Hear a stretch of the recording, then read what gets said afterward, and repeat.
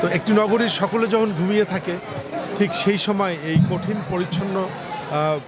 কঠিন কাজটি করে থাকেন আমাদের পরিচ্ছন্ন কর্মী ভাই ও বোনেরা এবং সকালে একটি সুন্দর পরিপাটি নগরবাসীকে উপহার দেন। এই কঠিন কাজটির সাথে যারা জড়িত বা একটি নগরী সার্বিক পরিচ্ছন্নতা যাদের উপরে বা যাদের সবচেয়ে বেশি কষ্টের বিনিময়ে অর্জিত হয়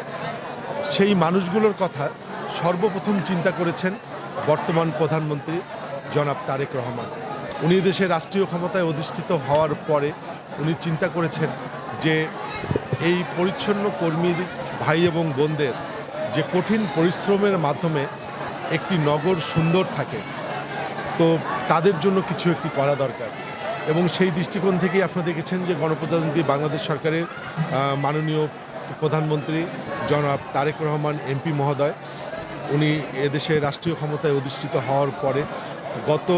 পবিত্র ঈদুল ফিতরও প্রত্যেকটি পরিচ্ছন্ন কর্মী ভাই এবং বোনকে ঈদ উপহার দিয়েছেন এবং তারই ধারাবাহিকতায় এই পবিত্র ঈদুল আজহা উপলক্ষে সারা বাংলাদেশে ন্যায় রংপুর সিটি কর্পোরেশনের প্রত্যেকটি পরিচ্ছন্ন কর্মী ভাই এবং বোনদের জন্য ঈদ উপহার দিয়েছেন। আজকে মাননীয় প্রধানমন্ত্রী জনাব তারেক রহমান